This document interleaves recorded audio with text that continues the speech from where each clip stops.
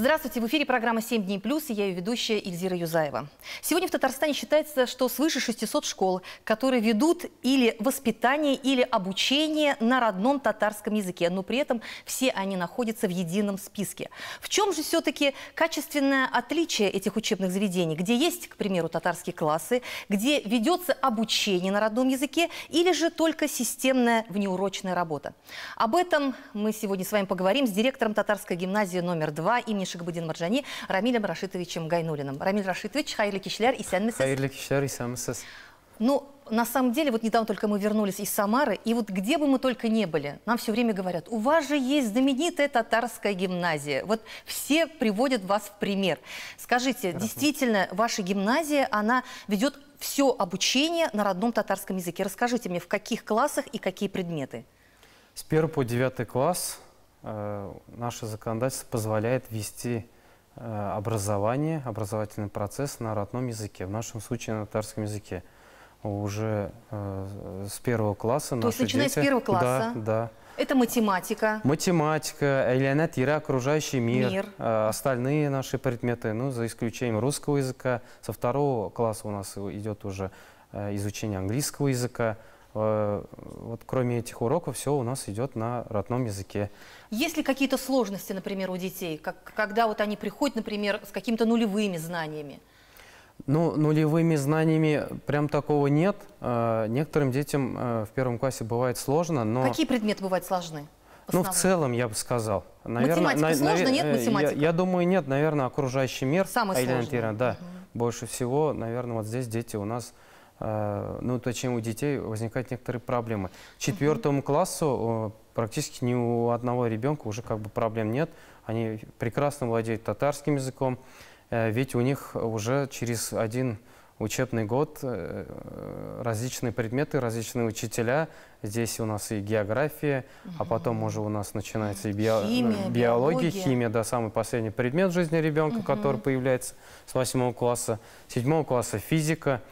Это еще зависит от профессионализма учителей. Насколько учителя начальной школы за 4 года, учебных года, смогли подготовить ребенка к средней школе, так сказать. Но ведь, наверное, в математике все термины, они что на татарском, что на русском одинаковые, да? Плюс, минус. Тут, наверное, все-таки гуманитарные предметы намного... Вот история, например, или обществознание. Тут ведь нужно говорить, уметь, свою мысль как-то изъяснять. В целом, если вот взять символы, то это везде одинаково, и у нас, и по всему миру. А если вот говорить, что здесь мы делим, то есть булябес, то терминология уже у нас другая. Мы, вот татары, являемся той нацией, которая создала в свое время, я уже скажу, это было давно, сейчас не вспомню, систему своих учебников. То есть мы не занимались, допустим, переводом. Но на сегодняшний день, понятное дело, что те пособия, которые есть у наших учителей, наших детей, это переводные учебники, переводные пособия. Мы детям раздаем учебники, это требует законодательства, мы это обязательно должны соблюдать, из федерального перечня учебников. Учебники и, соответственно, переводные наши пособия. Здесь зависит от подхода наших преподавателей, от их опыта, от их профессионализма, насколько они грамотно, на высоком уровне, качественно могут вести свой предмет. Вот говорят, что настоящий учитель, он может провести урок одним мелом в руках, да, не так ли? И зеленая доска. И зеленая доска, на самом деле, для самого качественного образования достаточно профессионала-учителя, зеленой доски мела, ну и, соответственно, нашего ученика. Вот то, что касается учебников. Насколько мне известно, что уже с 2014 года мы никак не можем внести в федеральные списки свои учебники, переведенные с русского языка слово в слово, не так ли? И вот как вы сегодня решаете эту проблему? У нас, Аллах шкар, у нас богатый библиотечный фонд. Мы, не скрою, накопили учебные пособия. У нас по всем предметам есть пособия. И даже по информатике, по физике. Ну, по сути, это есть учебники. Да, переводные, да. Их нет в федеральном перечне учебников, мы их используем как пособие. Пособие, да. И нам помогает Министерство образования Республики Татарстан. У нас также богатая литература, сказал бы. Ну, не только нам, уж понятное дело, школам, где предметы ведутся на их родном языке. Но здесь бы я еще привел пример нашей онлайн-школы на татарском языке. Это ведь тоже методический такой некий ресурс. Когда он был создан? Он в 2022 году, в июне мы его презентовали в Республике Татарстан. На сегодняшний день у нас 600 видеоуроков. По каким предметам? По всем предметам, кроме, ну, по всем, я уже так громко сказал, там нет русского языка, английского языка, там нет географии, ОБЖ, физкультуры. По всем остальным предметам, даже по информатике, даже по робототехнике, у нас это уже сверх, так сказать, учебного плана, да. У нас есть видеоуроки, к ним презентации, это уже для учителей, и планы-конспекты. Это уже для наших молодых специалистов, которые только пришли работать в школу. Они все авторские. То есть это методики прямо, преподавание авторские, да? То есть каждый учитель, исходя от рабочей программы, исходя от тем, которые мы должны дать детям, да, например, по химии, выбирает самые, так сказать, актуальные темы. Там не все темы из предмета. Может быть, самые сложные? Да, кто-то выбирает самые сложные, кто-то выбирает темы, которые более-менее интересны детям, то есть, точнее, самые интересные темы для детей. И они уже, исходя от своих авторских технологий, методов, приемов, создают урок, пишут по нему план-конспект. После с ними работает методист. После методиста это работа учителя, его творчество попадает уже в продукт, так сказать, режиссеру. Мы вот уже с режиссером, оператором, монтажером. То есть пишется урок, да? Да, на пишется камеру. урок. У режиссера есть богатый опыт по работе с учителями, закидывает интересные идеи, творческие моменты. И у нас создается продукт в конечном итоге после уже монтажера, то есть видеоматериал. Вы нам конкуренцию составляете. Первые уроки, которые там длились 15 минут, то есть это отрывок уже, можно сказать, или подача материала за 15 минут, даже там за 10 минут, мы записывали 4 часа. То есть сейчас это уже быстрее. Да, сейчас уже как бы 15 минут мы, наверное, записываем там 30-40 минут примерно так. Ну, вы теперь знаете обо всех тонкостях нашей телевизионной работы, да? Ну, можно сказать так, да. Почти коллеги. Да. Рамиль Рашитович, ну скажите, где эти материалы можно увидеть? Мы набираем в поисковике, например, Яндексе, «Татарча онлайн-мектеп» или онлайн-школа на татарском языке. И первые же ссылки – это ссылка на нашу основную платформу, где у нас поблочно идет детский сад на татарском, школа на татарском. Детский сад на татарском – это тоже какие-то видеоуроки? Это видеоуроки уже наших воспитателей, воспитателей детского сада «Балакай». Кстати, активно пользуются этим материалом молодые мамы. То есть мы наблюдаем, кто наш контингент, то есть наши зрители. Им, наверное, это нужно при воспитании своих малышей, детей уже в дома. Ну и активно используют воспитатели других детских садов, которые ведут деятельность на родном языке. У нас есть школа на татарском языке, есть отдельный блок для управленцев, то есть как управлять на сегодняшний день национальной школой. Это что за предмет? Это для директоров, что ли, Для получается? директоров, для заучей, да. То есть здесь мы выкладываем уже семинары с управленцами. Вот в этом учебном году по инициативе Марата Готовича Ахметова, по инициативе Ильсура Хадиуллина, мы в нашей школе приняли чуть ли не все районы Республики Татарстан, в первую очередь только директоров, школ, где образование ведется на родном языке. А вы их учите не менять язык образования? Рамиль Рашитович, Мы им подаем пример, что, обучая детей на родном языке, можно достичь куда больше эффекта. Объясняю. Вот у нас есть понятие родной язык, ну, ана теле, туган тель. Доказано учеными, что хотя бы если даже ребенок получает начальное образование на материнском, так сказать, языке, да, он раскрывается лучше. Это уже здесь есть много доказательств, это то же самое, статей. это билингвальное образование, да? То есть это и тут и свойства мозга включаются Да. уже. И плюс ребенок, он владеет школьной программой на татарском в нашем случае, на русском, татарском. У нас еще есть предмет английский язык, да? Дети тоже хорошо осваивают. Показатели по научным конференциям на английском языке тоже в этом году очень сильно вырос. И средний балл ЕГЭ, я думаю, в этом году будет высоким у нас. Сдающих экзамен на английском языке тоже процент, много детей сдают. У нас есть еще и арабский язык, еще есть немецкий язык. Китайский не планируете вводить? Со следующего учебного года планируем. Как факультатив?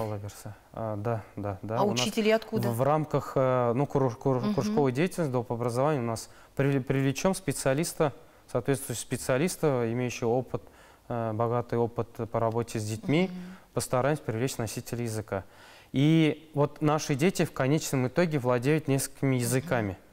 И здесь уже у нас мозг работает иначе, он работает больше, он работает, соответственно, лучше.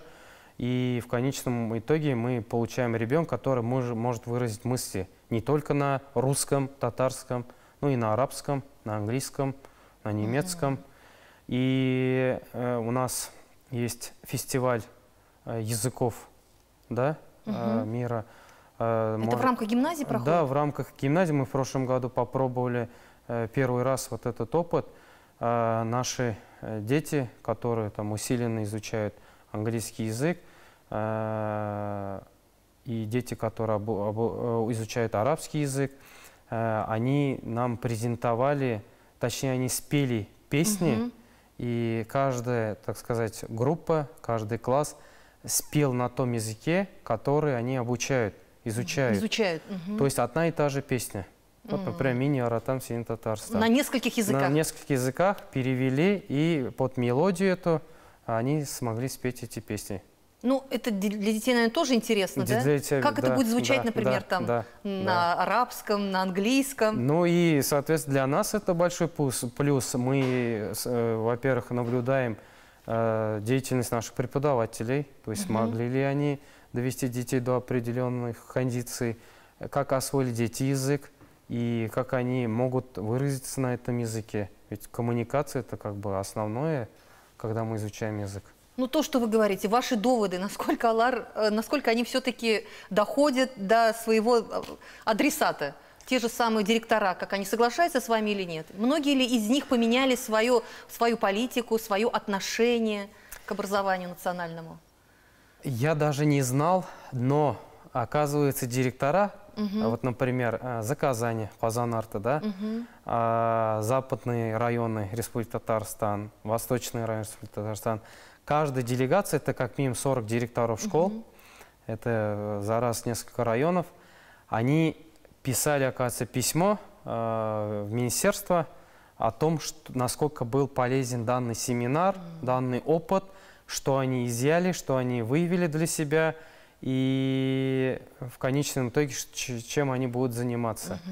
И почитав эти отзывы, комментарии, мы поняли, что наши семинары работают на все, ну, так сказать, ну, пусть будет 99%. Онлайн-мектеп, вот именно этот проект, да? Школа наставничества. Это я сейчас говорю, рамках... да, про семинары, которые мы проводили для директоров татарских школ, ну, с татарским языком обучения. И были определенные школы, которые изъявили желание более детально изучить нашу деятельность. С ними мы уже ведем индивидуальную работу. То есть тут директор, администрация школы, заучи приезжают к нам в гимназию. Мы уже с ними сначала за столом, а потом уже на практике проходим все заново.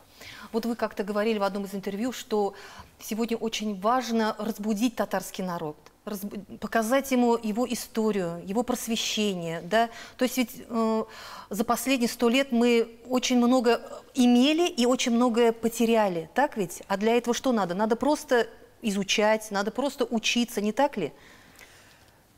Big Dresaites, я бы сказал так. Очень правильные доводы. Я бы сказал даже... А с чем это связано? Почему мы стали такие вот битараф, такие вот... Наш менталитет, он повернулся в сторону хозяйственного направления. я бы сказал, нам даже нужно сделать большой шаг в сторону учености. То есть не только вокруг нашего татарского языка изучать что-то, выявлять что-то, предлагать что-то.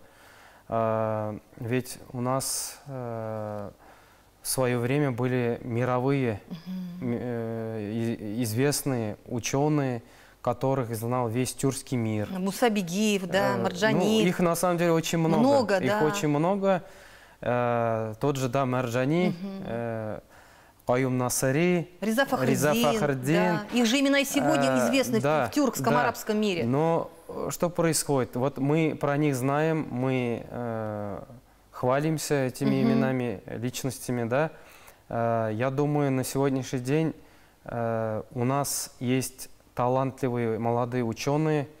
Я не знаю, то ли пиара нам не хватает, то ли нужно более индивидуально работать с учеными, которые могут в целом внести огромный вклад в развитие татарского общества.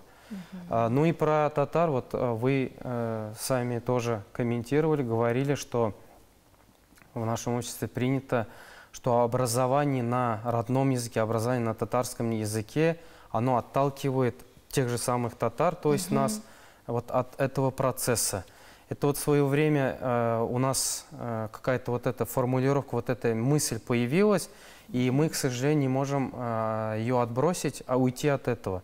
Я думаю, уже татарские школы, точнее школы с родным языком обучения, они уже давно доказали, что эти школы, они раскрывают ребенка, они дают высокие показатели. Ведь у нас в системе образования России оценивать деятельность школы очень по индикаторам легко. То есть в основном это средний балл ЕГЭ, ОГЭ, показатели ОГЭ, это олимпиадные движения, это общепринятые, другие, так сказать, показатели. То есть все делается на самом деле легко. То есть даже вот там директор, руководитель, начальник управления образования, то есть не нужно какую-то там аналитику приводить, все показатели есть, и ты можешь оценить, как работает та или иная школа. Но очень много зависит еще от директора, от его как бы убеждения, так ведь? Ведь родители, когда к вам ведь тоже, когда родители приходят, они наверняка пишут заявление о том, что на каком языке они хотели бы обучаться. Этот процесс, да, он даже самый важный, я бы сказал. Особенно сейчас, когда у нас все на законодательном уровне уже. Да, вот как раз-таки у директоров школ, которые приезжали к нам в гимназию, я не скажу сейчас про один город, большой город, важный город, каждый город важен в республике, но является таким неким центром. Для них был как раз-таки вот этот вопрос самым важным. Они спрашивали, как вы ведете работу с родителями. То есть как так получается, что все выбирают язык образования, татарский язык. Я честно скажу так, я благодарен тем родителям, большинству, с которым даже, можно сказать, можно не вести беседу в этом плане. Они целенаправленно выбирают такую школу, они прекрасно понимают, что ожидает их ребенка в течение 11 лет, да, с чем им придется столкнуться. Ведь ребенок это ведь не только в школе, ребенок это и дома. Ребенок может прийти и сказать: мне тяжело, я не могу больше. Я не могу. Да. Вот здесь соответствующая поддержка нужна от родителей. И родителям мы благодарны и за это, соответствующую поддержку оказывают. Но бывают уж моменты, когда директор должен приложить усилия, индивидуальные беседы. У нас нет такого, что мы заставляем. Мы не должны заставлять. В такие специфические школы, как наши, родители целенаправленно должны идти. Если они осознанно не идут, то мы бы не смогли дать тех результатов, которые есть на сегодняшний день у нас. Вот многие школы в погоне за численностью детей, да, чтобы собрать определенное количество, да, особенно в городах, как раз и меняют язык образования, потому что говорят, что вот если мы сейчас сделаем татарский языком образования, от нас все разбегутся. То есть вот многие ведь как раз вот идут на поводу, скажем так, у родительского сообщества.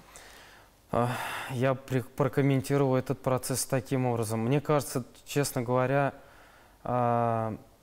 вот если взять тот момент, что ребенок лучше развивается на своем родном, на материнском языке, это раз, да, здесь должна важную роль сыграть школа.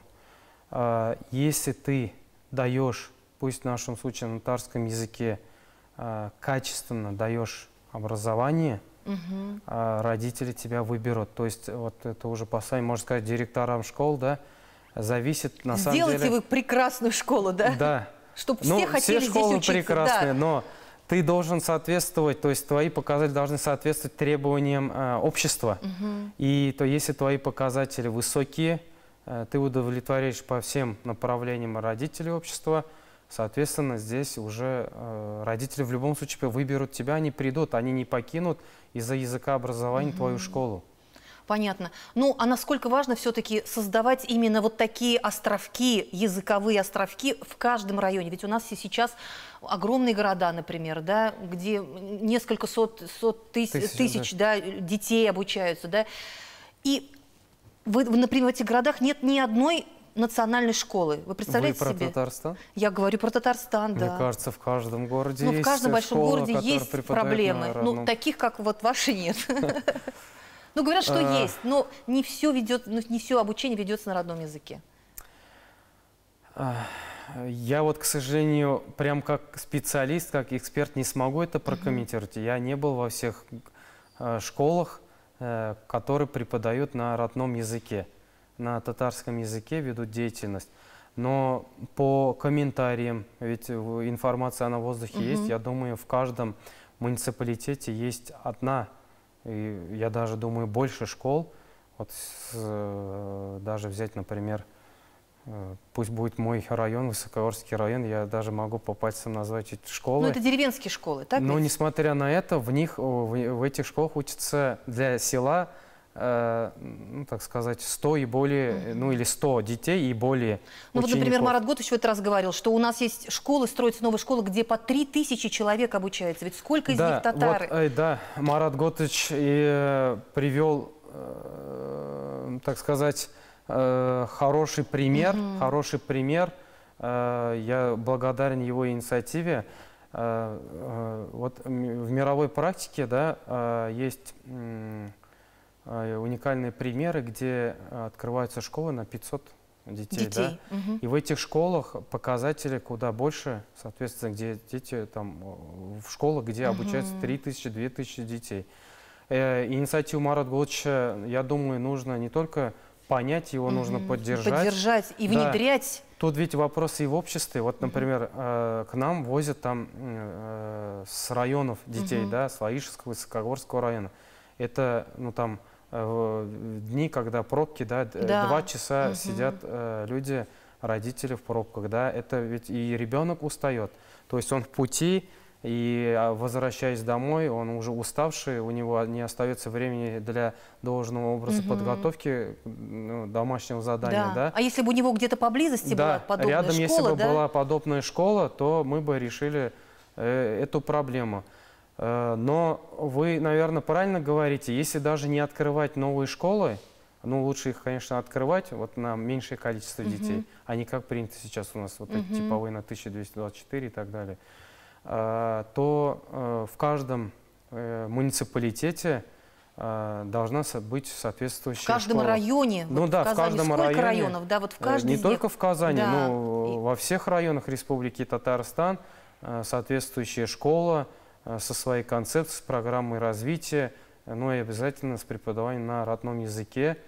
В первую очередь, потому что есть потребность от общества, от родителей. Да, есть потребность. И законодательство же сегодня позволяет вести эту работу. Не надо этого бояться, так ведь? Но я бы сказал так, если наши родители пишут и обращаются к директору, и пишут заявление, то есть и выбирают язык образования, там такой-то язык образования, в нашем случае татарский или русский, то мы должны соответствующе реагировать на это, да, удовлетворять эти обращения. Потому что даже, например, в учебных планах есть сегодня планы с обучением на родных языках. Вы представляете себе, это ведь большой шаг, так ведь? То есть федеральное законодательство, по сути, сегодня разрешает вести эту деятельность, несмотря на многие препоны, несмотря и на отсутствие учебников, так, несмотря на отсутствие педагогических кадров, все равно как бы надо пользоваться всеми возможностями, так ведь, а не искать причины.